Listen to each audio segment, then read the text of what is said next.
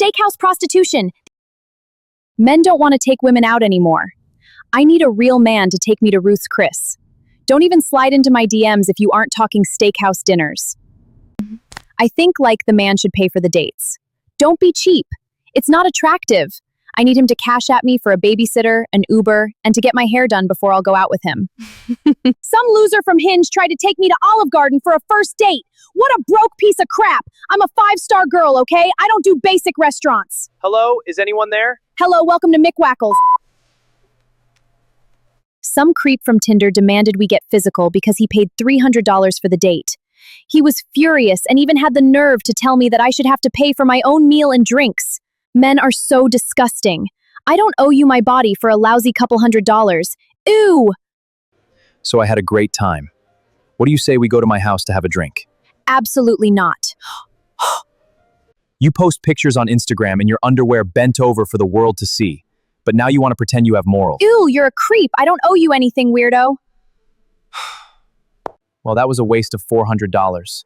If I wanted to hear a narcissist rant about herself for 30 minutes, I could have called my mom. Next time, I'll just get a prostitute. I'm never doing this again. Hello, I'm Seema. So it seems like these expensive first dates are causing a problem. Where did we get the idea of expensive first dates?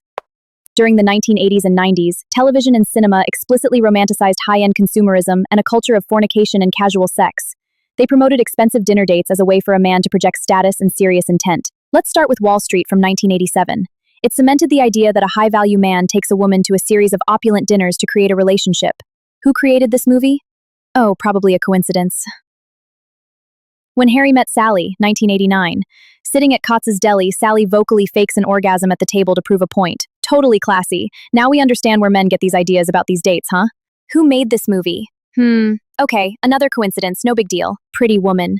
1990. A movie where a literal hooker walking the streets gets wined and dined by a wealthy man. He brings her back to the hotel room the first night, and later treats her to opulent dinners and romance, because that's realistic. Okay, so who was responsible for this filth? Wow, them? Again? Seinfeld, the most-watched sitcom of the 90s. In multiple episodes, the characters openly discuss the rules of dating, including the expectation of intimacy after a man pays for an expensive dinner. George Costanza frequently obsesses over the expense, feeling that if he spends a significant amount of money on a fancy dinner, it should logically lead to romance or sex. In multiple episodes, Jerry or George takes a new woman out to a high-end restaurant, and the very next scene shows them back at an apartment discussing their hookup after the fact. And who was responsible for influencing women to expect fine dining and men to expect casual sex? Them again! And the worst offender? Sex and the City. The women, all filthy promiscuous hoochies, routinely measured a man's worth and effort by whether he could secure a reservation at the most exclusive restaurants for a first date. Every single time! Okay, well, that was enlightening. But don't you dare notice. Now that we know that this is not our culture but the ideas of a different people, what did previous generations do? In the early 1900s, a young man used to come to a girl's parents' house and chat over lemonade with the family supervision. No expectation of dinner date prostitution! In medieval Europe, 90% of people were peasants. Their dates involved chatting as they harvested crops or tended to livestock. The man gifted the woman homemade ale or handmade hair ribbons. Outside of wealthy elite, the top 5 or 10% middle class chatted over feasts with family, and the young woman often demonstrated her bookmaking skills for his future business. The cost of their courtship was split between the couple's parents. People only married within their class. What social class were you born into today? If your household earned $250,000 a year or more, you're in the top 10% middle class. Less than that, peasant class. The average white man in America earns about $60,000 a year. In major cities, it's $80,000. Did your father earn that? That's what your husband will earn. If you're in the bottom 90%, your first date should come to your parents' house to get to know you for marriage. No sex. No expense. Top 10%? Your parents can split the bill for a dinner date with the family.